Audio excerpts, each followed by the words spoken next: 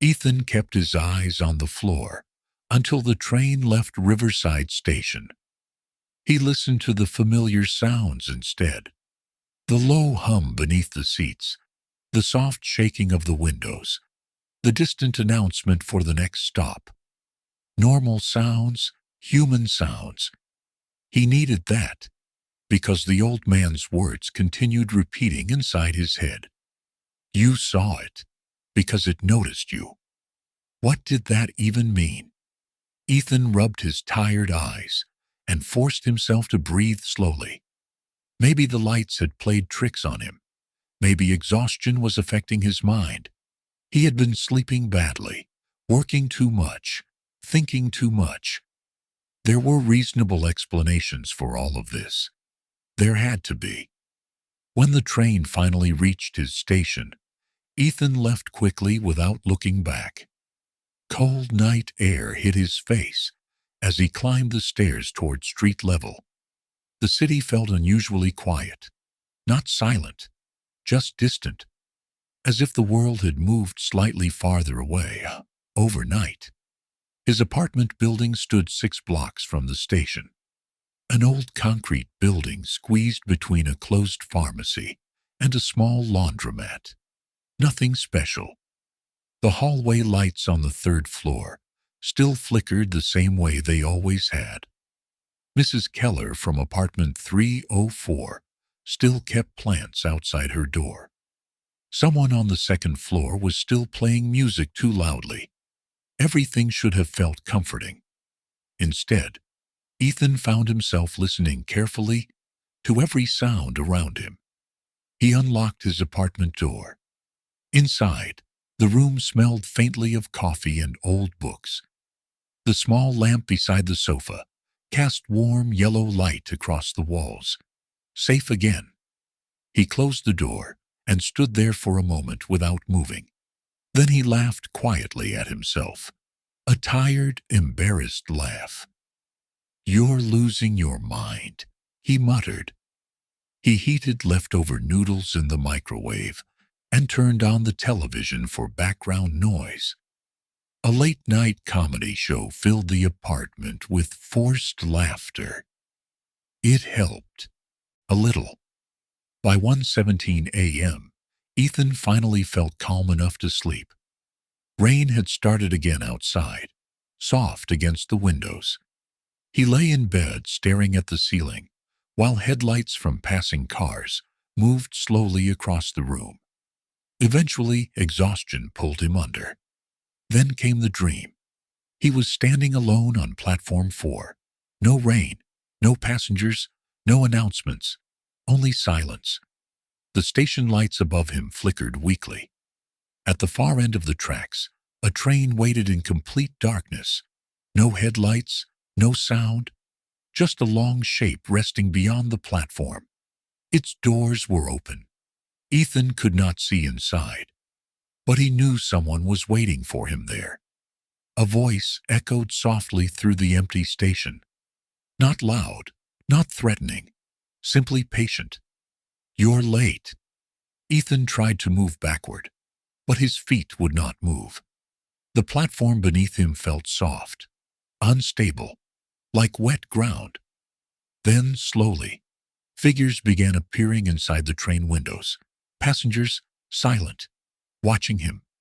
One by one, more faces emerged from the darkness. An elderly woman, a young boy, a man in a black coat, a girl with long dark hair, and finally, the old man from Riverside Station, still staring directly at him, still expressionless. The train doors began closing, slowly, as if giving him one last chance to enter. Panic exploded through Ethan's chest. He forced his legs to move. The station lights suddenly went out. Darkness swallowed everything. Then he heard footsteps behind him. Close, very close. Ethan turned and woke up immediately. His room was dark, except for the digital clock beside the bed. 3:14 a.m. His breathing was uneven. Sweat covered the back of his neck. For several seconds he could still feel the dream around him. The station, the train, the watching faces. Then another sound reached him. Soft, distant, metal against metal. Ethan froze. The sound came again. A low screeching noise, like train wheels turning slowly on old tracks. But that was impossible. There were no train tracks near his apartment. He sat up carefully in bed. The sound continued, somewhere outside, slow, heavy, dragging through the night. Ethan stood and walked toward the window. Rain covered the glass in silver lines. The empty street below reflected pale orange streetlights. Nothing unusual. No train. No people. Only wet pavement and darkness. Then he noticed something that made his stomach tighten. Across the street, under the broken bus stop light, someone was standing alone in the rain. A woman in a long gray coat, looking directly at his window. Ethan stepped back from the window immediately.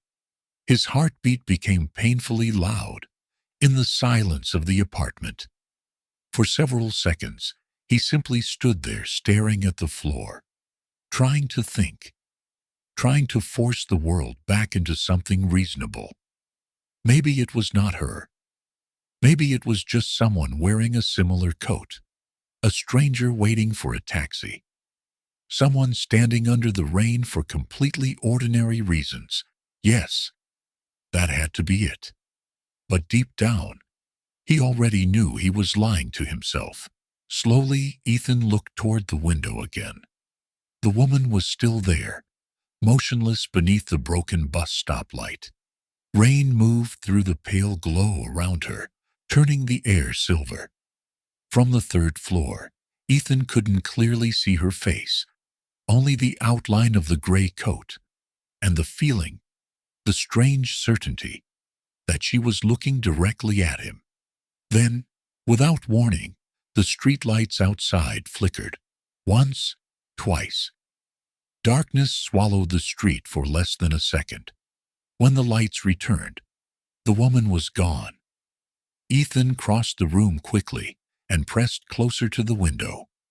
Empty sidewalk, empty road. No footsteps, no movement, nothing. A cold feeling settled into his stomach. He closed the curtains immediately. That night, he did not sleep again. By morning, exhaustion made everything feel unreal. The dream, the woman, the sounds outside. All of it blurred together inside his head, like a memory that did not fully belong to him. At work, he made mistakes constantly. He printed the wrong order twice, spilled coffee on a stack of paper, forgot simple instructions halfway through conversations. Around noon, his manager finally frowned at him. "You sick or something?" Ethan forced a smile. "Didn't sleep much. Then go home early tonight." Ethan almost laughed. Home did not feel like a place he wanted to return to anymore. By evening, rain covered the city again. Heavy this time. The kind of rain that erased distant buildings behind gray water and reflected every light across the streets. Ethan stood outside the station entrance for nearly 5 minutes without going inside. He told himself he should leave, go somewhere else, take a bus, call a taxi, anything except platform 4. But eventually, almost without thinking, he walked down the familiar stairs. The station air smelled faintly of wet concrete and electricity. Everything looked normal again. People moved normally. Announcements played normally. Life continued normally. That somehow made things worse, because Ethan no longer trusted normal. He bought coffee from the vending machine. His hands trembled slightly while opening the can. 11:38 p.m. The girl in the gray coat was already there, standing near the far end of the platform, waiting. This time, Ethan walked directly toward her. She looked tired tonight. Not physically tired, emotionally tired. like someone carrying a memory too heavy to put down. When she noticed him approaching, she didn't seem surprised. "You saw them again," she said quietly. Ethan stopped a few feet away. "Who are you?" The girl ignored the question. Instead, she looked toward the tracks. "Did you dream about the train?" A cold pressure moved through Ethan's chest. "How do you know that?" She remained silent for a moment. Then she asked softly, "Did it stop for you this time?" Ethan stared at her. Rain whispered against the station roof above them. Far away, thunder rolled through the city. Finally, he answered, "No." For the first time since meeting her, the girl looked relieved.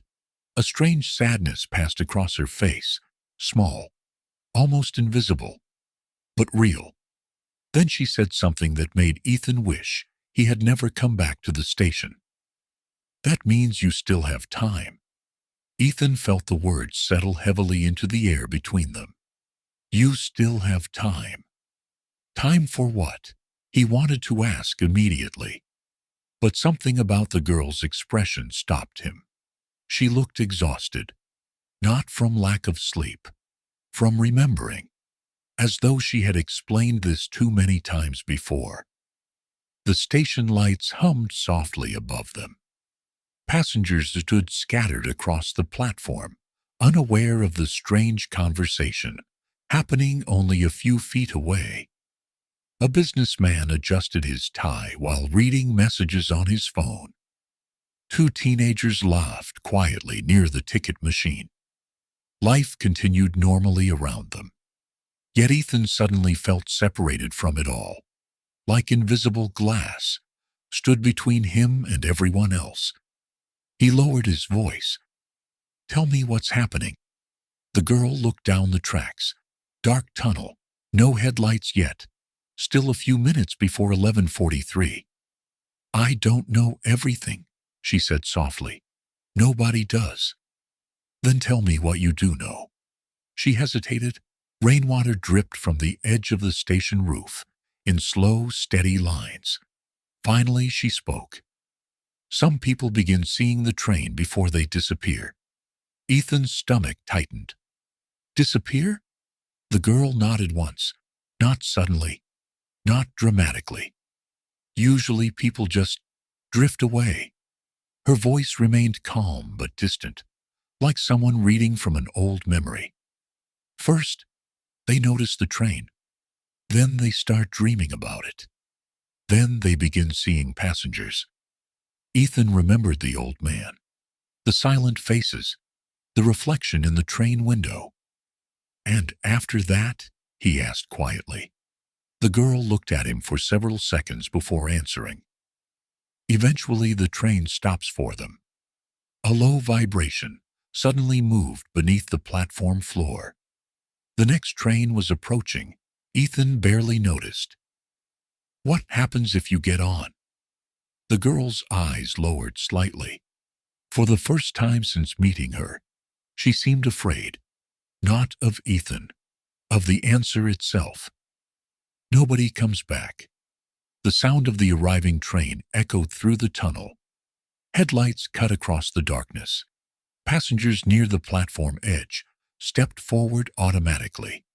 The normal rhythm of the station resumed, but Ethan felt frozen in place. The train slowed properly this time. Metal screamed softly against metal. The doors opened. People entered. People left. Ordinary. Yet Ethan couldn't stop looking through the windows, searching the reflections, searching the empty seats, searching for silent faces, watching from the dark. The girl remained beside him. She didn't board the train either.